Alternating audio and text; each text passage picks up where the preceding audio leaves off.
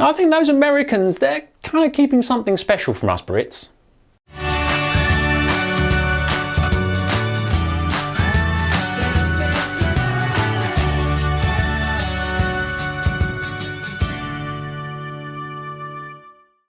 So this is the Altra Lone Peak 3.0. Now for those lovely Americans over the pond, you guys probably know all about this, but in the UK, Altra is not really a strong brand. In fact, there are hardly any places selling Altra in the UK. I'm guessing that that's because Altra, being a fairly new company, they're probably focusing on their home market. I totally respect that, but I've only found a couple of places in the UK that sell that. They have thankfully an online presence. So these are really uncommon here in the UK. So for the benefit of the UK people, there's a couple of things that really stand out about this shoe.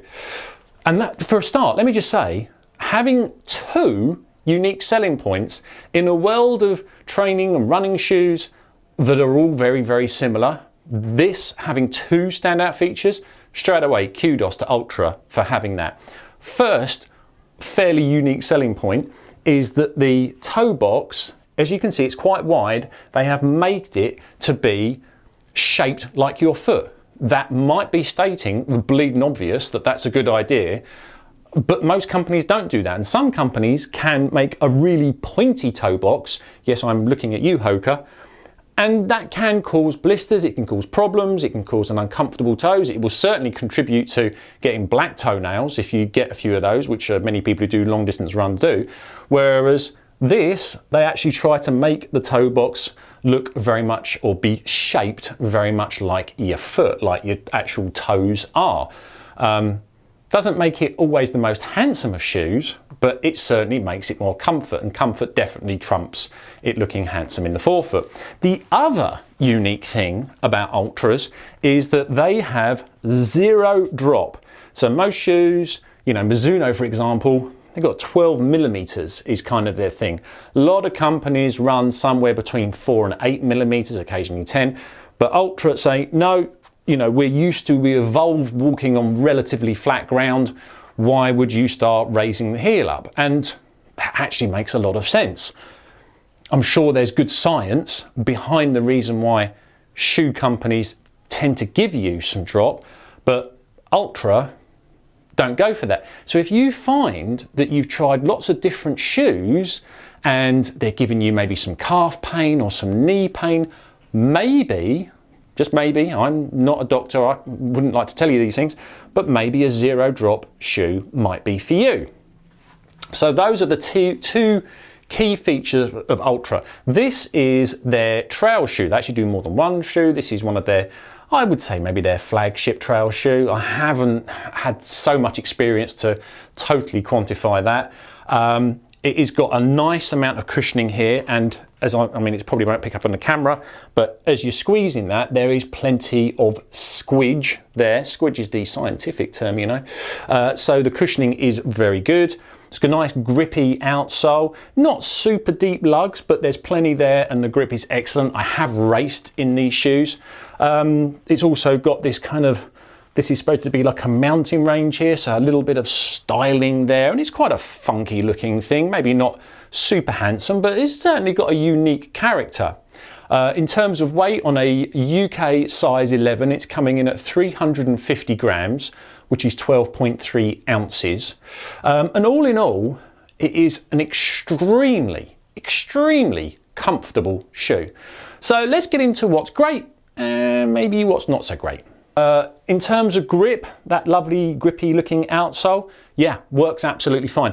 I like the fact that it's got plenty of grip when you're on the trails, but if you're going from softer trails to harder trails to maybe some pavement or paths and then back onto the trails, this is where I think it works really well, because there's plenty of grip there for the wet muddy stuff. I found when it got super wet and muddy, and I did a race once where it was absolutely pouring down and I was running in these, I found it would slip a little bit, but it would slip and grip. Maybe that was just the conditions I was in, but that was really atrocious weather, and I never slipped. I never lost my feet from underneath me.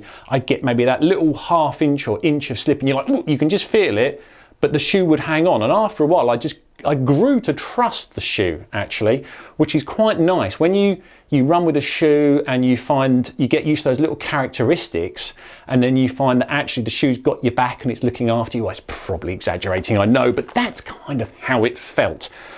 The cushioning, oh, nice. Almost Hoka levels of cushioning. So you can get all kinds of horrible stuff and stones and things like that going underneath, and the cushioning kind of rode it all out. My feet felt super comfortable. It was all good, fabulous. I was, yeah, really enjoy the ride in this shoe. In fact, I can't stress that enough, how much I like the ride in this shoe. And it's out of the box. You start walking in it and you're thinking, wow, this is super comfortable. Really is.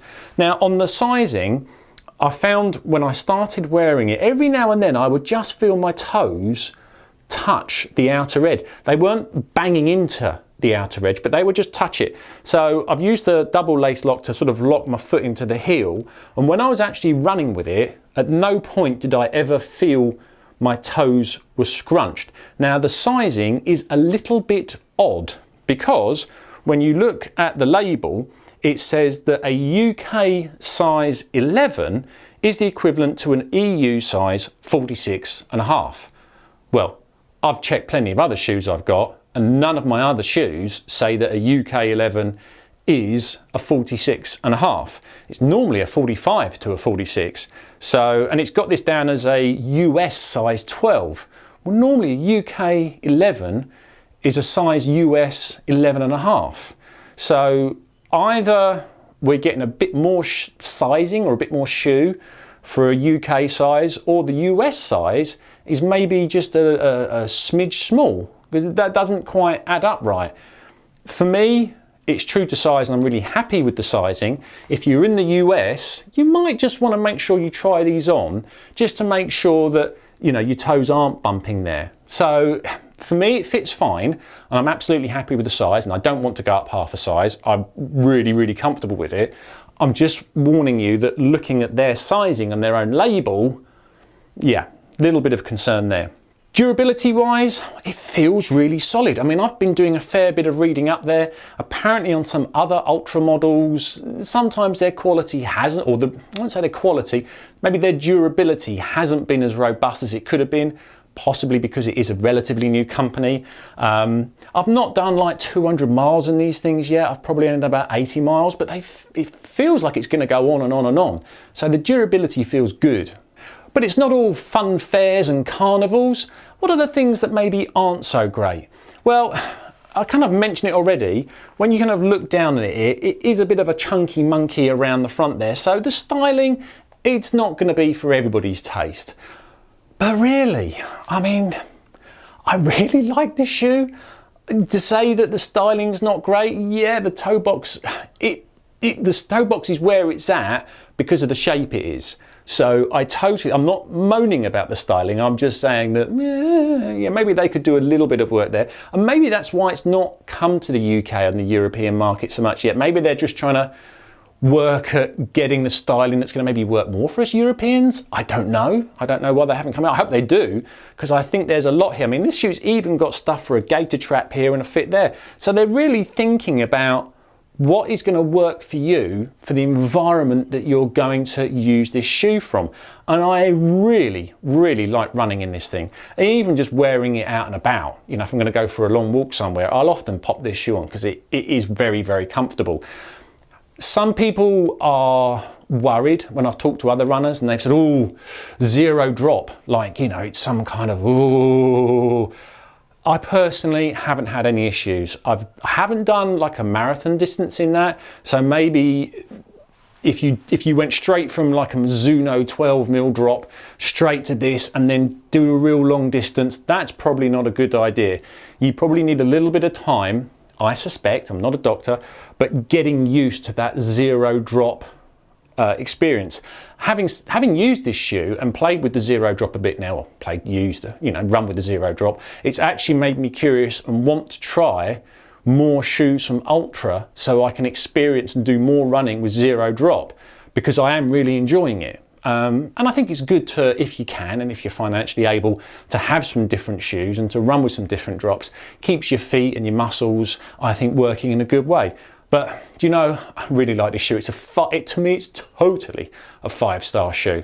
Highly, highly, highly recommended. Well, there you go. I hope that helps you. Thanks for watching. I'll see you on the next one.